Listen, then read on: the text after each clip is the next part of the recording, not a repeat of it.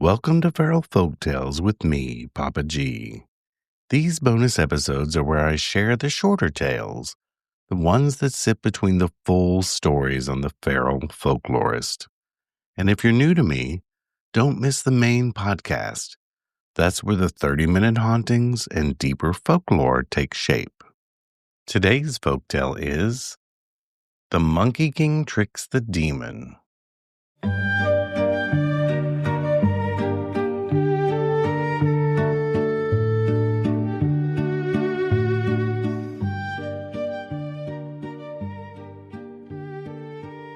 There's an old story about a monkey king, and people said he did not wander without a reason. If he walked towards trouble, it was because someone else could not. One year, travelers stopped using the mountain road. A demon had settled into a cave above it and began taking anyone who passed. He did not chase them, he did not roar.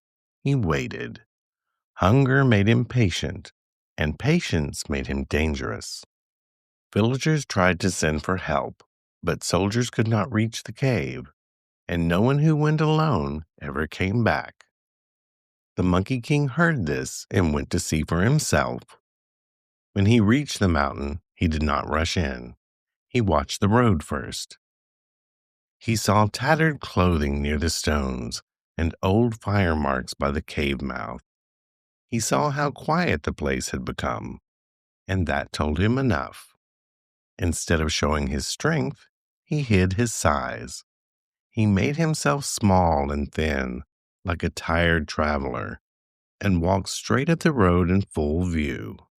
He called out that he was lost and hungry. The demon leaned out of the cave and laughed.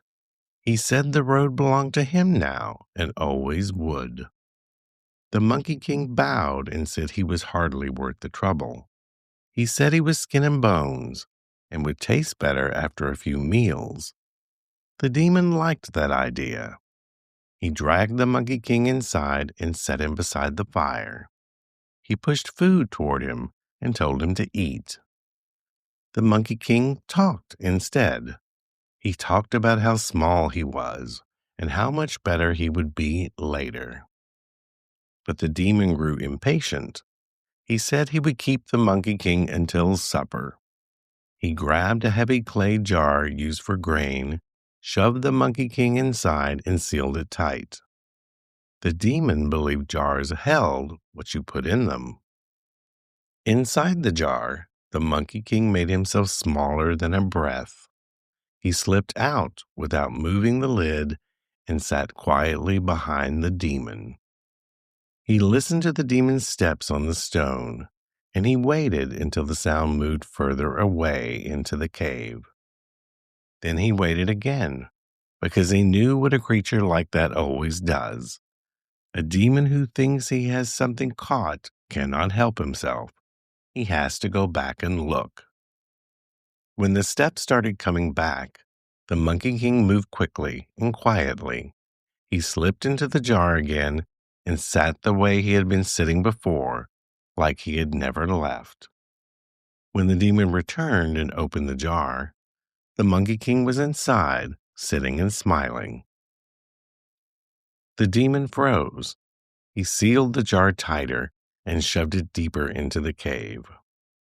Again, the Monkey King slipped free. This time he climbed to the cave ceiling and waited.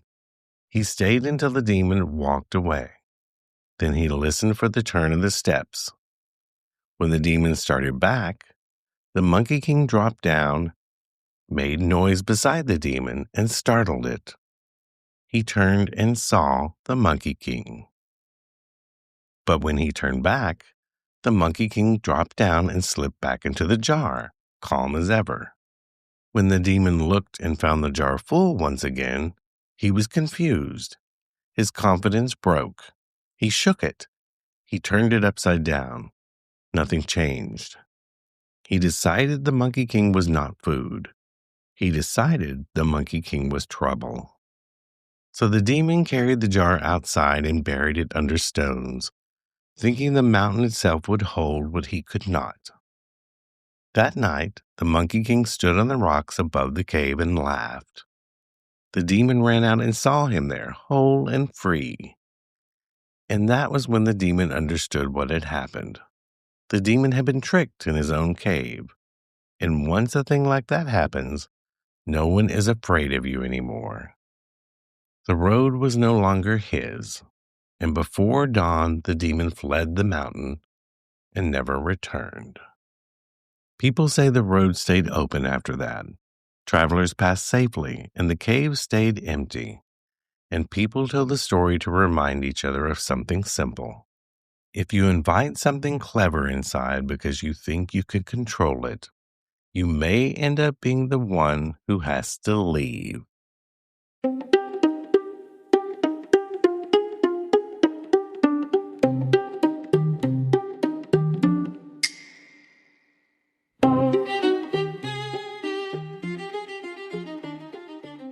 Stories about the Monkey King come from Chinese folklore and from a long story cycle known as Journey to the West.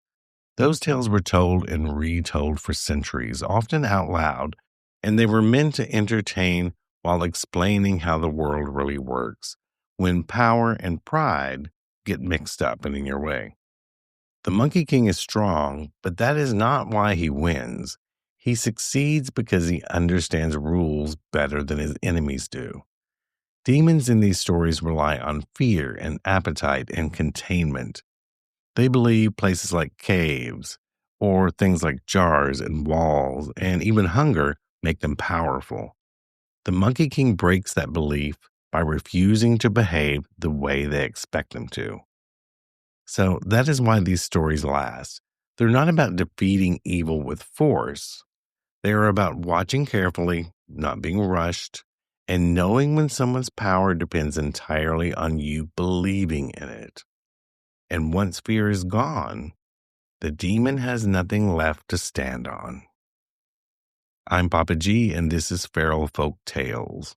Until next time.